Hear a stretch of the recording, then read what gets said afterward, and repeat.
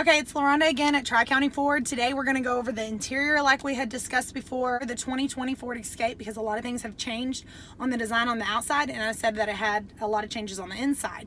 So that's what we're going to go over today. This is the 2020 Ford Escape SEL model. So on this, if you look at the instrumental cluster up here, this has changed a little bit where if you just navigate down here, so you have your information, anything that goes wrong with your vehicle, whether it's the tire pressure's low in a certain tire, it's going to show you which tire, what that pressure is.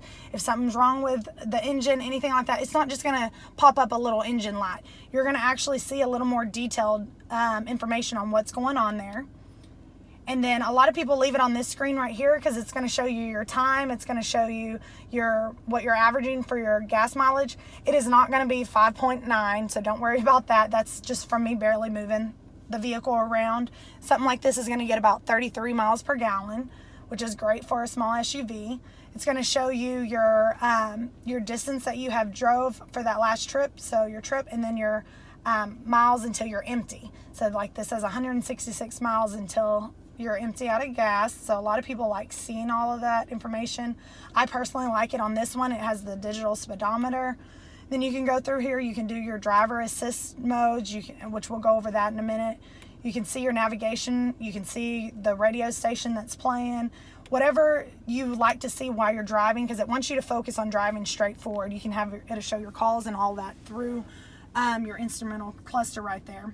You have your cruise control. Most people are used to the cruise control. However, what's new is it has adaptive cruise control. So I will go over that in a minute and show you how that works on the big screen, just so it's a little bit easier for you to see. So this has a drive mode option. This is something that a lot of people aren't familiar with. So if you take a look over here, you see drive mode. That's your normal. So that's going to be the most comfortable drive. Your eco is going to be the most fuel efficient. Your sport is going to be better for acceleration, so it's maybe not the best fuel economy one, but it will give you a little more horsepower. Slippery, it's four-wheel drive. However, it will do gear shifting that's going to be more comparable to conditions whenever it's raining. Same for deep snow and sand. It will just drive better for those conditions. And we can kind of go over that a little bit more. We're going to try to keep this a little bit shorter. So if you look at this screen right here, this is your home screen. So it's going to give you a little bit of everything. So it's really easy to navigate. It tells you audio, phone, navigation, apps, settings. On your home screen, it's going to give you a little bit of showing you where you are on your navigation, your radio station, and once your phone's paired up, it will show you your phone log right there. So we'll go to audio first. You have your source, AM, FM, XM, Bluetooth. I'm going to just kind of turn this up for a minute so you can see it's got 6 speakers in this, and then if you go to a titanium, it will actually be 10 speakers, but just 6 speakers in a vehicle like this is awesome. I split the rent with my chopper cause it stay with me. Leave you drunk like a shot of liquor, ain't no chasing me. Oh God. And I'm sure the video isn't giving it enough justice there, but if you come and get in one of these, it's got awesome quality to it. It's a real clear sound. I can literally feel the beat and the bass of this song in particular just whenever I was turning that up. And once I was about halfway, you can feel the vibration in the door. So it hits really good. And then your phone, once we have that paired up, most people have Bluetooth on their vehicles now, so I'm sure you are familiar with that. If not, let me know if you have any questions, but it'll go over. You can see your call logs. You can call straight from there. It can be voice command. Navigation here. Once you have your, like say your home or your work, anything like that already programmed in there, you can literally press your voice command and say, take me home. It'll pick up where you are and show you exactly how to get there. Let's go back to home.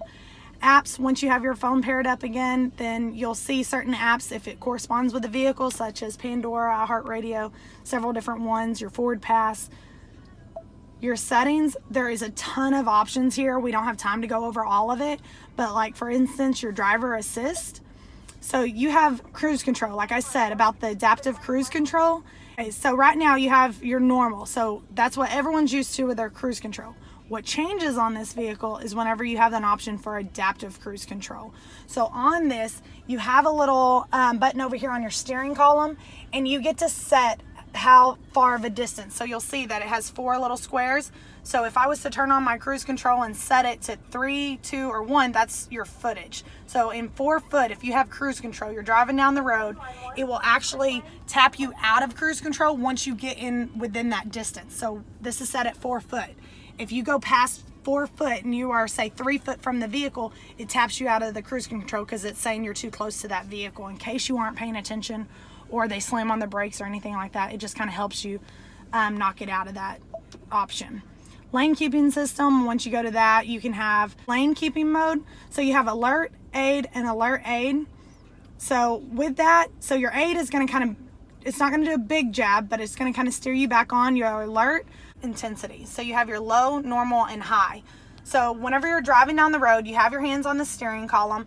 If you're going to watch this steering column whenever I put it on high, you hear a little bit of an alert as well as you have vibration on there. So if you keep steering over that and you keep hearing those vibrations, that's awesome for someone who's maybe tired, or just if they're a new driver, like your teenager or anything like that is learning to drive. This is a really safe vehicle. It has a lot of stuff to make them more aware of their driving conditions. Okay. And I mean, you can go through here and see that there are several different options. If you have any questions, let me know. But that kind of goes over that. An SEL, you're going to have heated seats. You have 3 different options. You have, and that's going to be for the driver and the passenger. You have a heated steering column. It's about to start getting cold weather, so that's great. It's not just a hot and cold. You can actually set it to the temperature that you actually prefer, which is really nice. A lot of people like that option instead of just trying to figure it out and putting it halfway in the middle or something like that. So if you have any questions, let us know. But the 2020 Ford Escape SEL.